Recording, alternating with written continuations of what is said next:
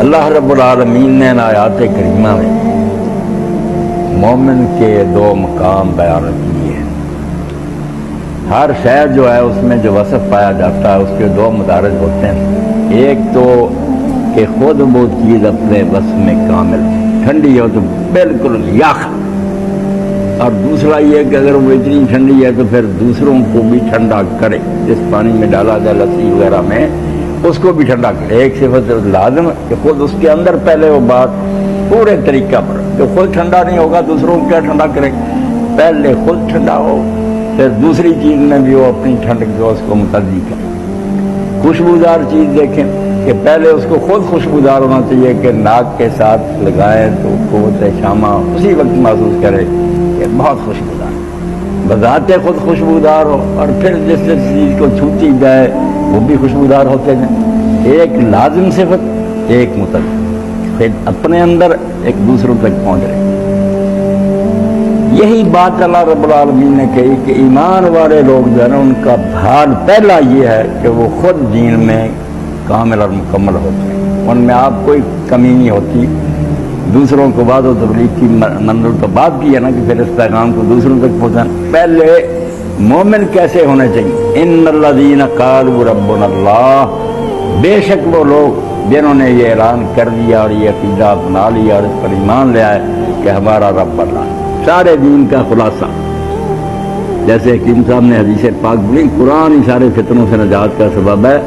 اور یہ سب پر حاکم ہے، مہیمن، پہلی کتابوں پر بھی حاکم ہے، بعد میں بھی بخاری مسلم وغیرہ سب پر حاکم ہے، کوئی کتاب اس پر حاکم نہیں، یہ اللہ کی کتاب ہے جس میں کوئی رد و بدل نہیں، یہ حاکم ہے، یہ حق ہے، کسوٹی فیصلہ کرے گی کہ یہ روایت جو اللہ کے رسول کی طرف منسوب ہے یہ حضور فرما بھی سکتے ہیں، یہ نہیں کہ حضور کی بات ماننے کے بعد رد کی جائے۔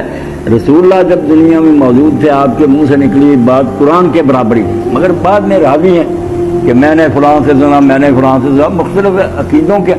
کوئی شیعہ ہے، کوئی مرزا ہے، کوئی سنی ہے، کوئی ناسبی ہے، سب نے اپنے اپنے رجحانات کے مطابق چیزیں داخل کر دی۔ بعد میں علماء نے جو اجتہاد کیے وہ بھی اپنے زمانے میں جتنا علم ان کو اس حد تک ہی سوچ سکتے تھے۔ اس لیے قرآن جو ہے نا، یہ حدیث پاک جو پڑھی گئی حضرت علی نے فرمایا کہ رسول اللہ نے فرمایا جب فتنے برپا ہوں گے مخرج کیا ہوگا، ان فتنوں سے نجات کیسے ہوگی؟ قرآن یہ بتائے گا کون سی حدیث صحیح ہے یعنی کون سا اجتہاد صحیح ہے یعنی، حکومت قرآن کرے گا۔ تو قرآن پاک کا کمال دیکھیں کہ پہلی 3 آیتوں میں اللہ رب العالمین نے مومن خود کیا ہونا چاہیے، اس پہ اپنے اندر جو ہے نا بس وہ کس طرح کا ہونا چاہیے۔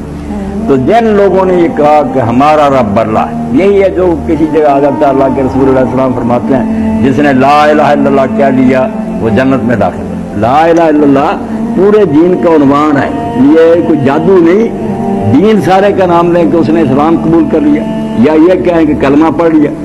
یہ جو سمجھ لیا کہ لام الخیر پڑھنے سے جنت لے، بیوقوف لوگوں کی باتیں۔ اللہ کے رسول علیہ السلام نے 23 سال میں جو کچھ فرمایا ہے اس میں صرف لا الہ ہی تھا، کتنے بعد میں احکام ہیں، قوانین ہیں، شریعت ہیں، وہ سب لا الہ الا اللہ میں آتی ہیں۔ جس نے یہ مان لیا کہ میرا حاکم اللہ ہے، اب میں اپنی مرضی نہیں کروں گا، کسی دوسرے کی بات پر کان نہیں دھروں گا، معاشرہ کیا کہتا ہے، عوام کیا کہتے ہیں، حکومت کیا، میں ذرا ان کی طرف دھیان نہیں دوں، میں اپنے مالک کو دیکھوں گا کہ آپ کا فرمان کیا۔ جن لوگوں نے یہ بات کہی کہ ہمارا رب اللہ، رب حاکم مالک، ثم استقاموا، اور پھر یہ کہنے کے بعد اس پر جمے رہے، یہ نہیں کہ کہہ دیا اور بعد میں پھر پھسل گیا، عمل کی نوبت آئی، کوئی مشکلات پیش آئیں، کوئی نقصان برداشت کرنا پڑا، چھوڑ گیا۔ اور اسی لیے نیک لوگوں نے کہا کہ الاستقامت فوق الکرام، لوگ بیوقوف یہ ڈھونڈتے پھرتے ہیں فلاں میں کنی ہے، کرامت ہے، اس نے جو بھینسیں تھی نا سیاہ وہ بوری کر دی، اس نے یہ مردہ زندہ کر دیا، نہیں، قرآن میں جو استقامت ہے الاستقامت فوق الکرام، سب کرامتوں سے بڑی کرامت یہ ہے کہ جو بات کہی تھی کہ میرا رب اللہ ہے اس پر قائم رہے ہو، ساری زندگی گزر گئی اس سے ڈگمگائے تو نہیں، یہ سب کرامتوں سے بڑی کرامت ہے، اللہ کا سب سے بڑا انعام ہے کسی کو یہ نصیب ہو جائے۔ تو فرمایا جنہوں نے کہہ دیا کہ ہم صرف اللہ کو اپنا حاکم مانتے ہیں وہ ہمارا رب ہے، اور پھر اس بات پر جمے رہے، تتنزل علیہم الملائکۃ، ان کا انعام بیان فرما دیا کہ جب وہ مریں گے اور قیامت کا دن ہوگا تو فرشتے استقبال کے لیے آئے، وہ قبروں سے نکلیں گے، وہیں فرشتے کھڑے ہوں گے، مبارک دیں گے، اللہ تخافوا ولا تحزنوا، اور یہ کہہ دیں گے کہ آج کے بعد تمہیں کوئی ڈر نہیں۔ جو تھا نا کہ لوگ مر جاتے تھے، بوڑھے ہو جاتے تھے، بیمار ہو جاتے تھے، کئی مشکلات اور مصائب